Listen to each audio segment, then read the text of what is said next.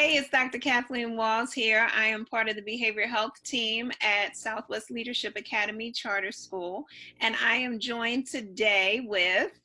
Hi, everyone. My name is Ms. Davis. I'm the school social worker at SLA. And our third team member, Ms. Rashai, the school counselor. She'll be joining us in other upcoming videos. We just wanted to take the time and reintroduce ourselves to you. We have been calling families and checking in with students throughout this pandemic, and the students now being at home learning remotely. And as we were talking, we've been identifying what are some of the challenges that you might be experiencing. And while we were talking, Ms. Davis and Ms. Rashai started expressing some of the challenges that they've been having that you may be able to relate to. So Ms. Davis, talk about it.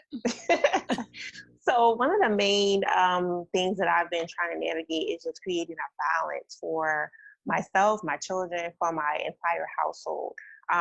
With the children being home for what is like week 6, they are very much in the mindset of, oh, this is a vacation. Like, we can just chill, we can stay up late, we can wake up late. So it's just creating that balance for them and getting them on a routine.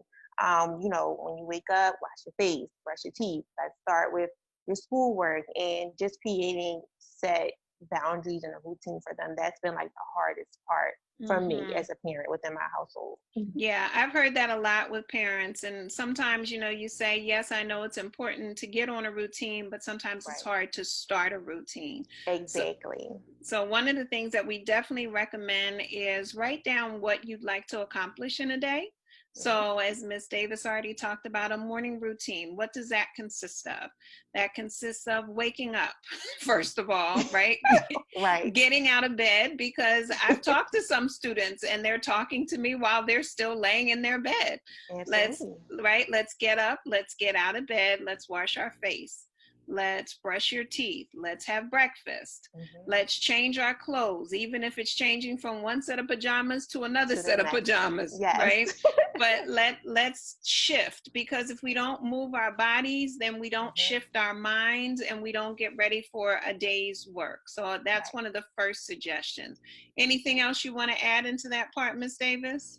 Another suggestion that I found, that worked for me was that I have 2 children. So I kind of, after we got through the morning routine, I would work with my youngest daughter and try to get her through and navigate her through her schoolwork. So I would work with her, get her out the way, and then I would work with my oldest son. Because I found that I'm only one person. And so although I do work in the school, I'm not a teacher by trade. So I have to really dedicate time to each of them. So that way they are submitting their work on time and it's, correct, and there's not a lot of errors or anything. But I noticed that in some of the families that I have talked to, the parents are saying, like, well, I have multiple children and, it's kind of hard for me to help each of them and I still have to work. So just dedicating time to each child if you can, even if it's like 20 minutes or half an hour or something like of that manner. That's better than just letting them just navigate on their own. So. Yeah. And they definitely need that time and attention, and they appreciate it. And we also know it can be frustrating, because I know sometimes when I try to help my godchildren's, with their work, or even some of the students at SLA, and I'm going, I don't know this stuff. I don't understand it. Can't you contact your teacher and ask for help? And that's important for them to contact their teachers, because they're there as resources. So you can email them, you can send them messages through Google Classroom. Some of you have their phone numbers, and text messages can be used. So it's definitely important that you utilize the resources that the school has. One of the other things is that you want to make sure, we talked about a morning routine. You can set a schedule up for the day. You know what time they have classes now, that's all set in place. And then if there's chores that they need to do, if there's family time that you want to have, and I know we're going to do another video about activities that you can do for family time, but then you also want to have a bedtime routine. right? We want to set that time where they are getting ready for bed, where they are going at least and laying in the bed, even if they're reading or something, but winding down so that they can prepare for the next day. Because Right. as we found out recently, they're going to be learning remotely until for the remainder of this academic school year. So we have, I don't know how many weeks left of school, but let's try to make it as smooth as possible by putting them on a morning and a night routine as well. Yeah, I agree.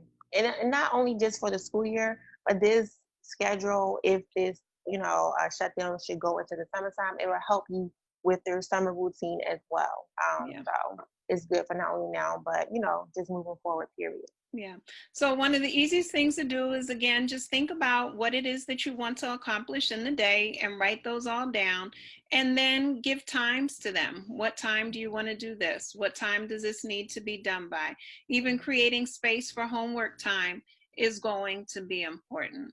So Right. these, And go ahead. sorry, another thing that I was going to suggest is have them assist you with creating your Yes. schedule. Making them a part of it will make them more engaged with actually doing it at that particular time. So if your child is not particularly a morning person, you can move it back just a little bit. But Mm-hmm. it's just the thought of getting that routine in place.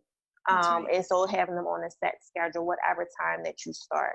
And so another point that I wanted to make was some parents, they are just getting into the flow of even doing work or creating a schedule. And so, I've just been encouraging them, like, whenever you create it, it doesn't matter as long as you start. It's like a one day at a time That's type right. of situation. That's So right. you just start where you are and you just keep moving forward until the end of the school year.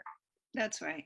So these are just some quick tips to let you know how to put this in place, and also to remind you that we're here to be a support to you, to the children, and that we're going to all get through this together.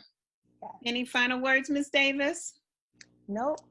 You guys know how to reach me, and we are here for you. That's right. All right. We'll see you soon. Take care. Bye. Bye-bye.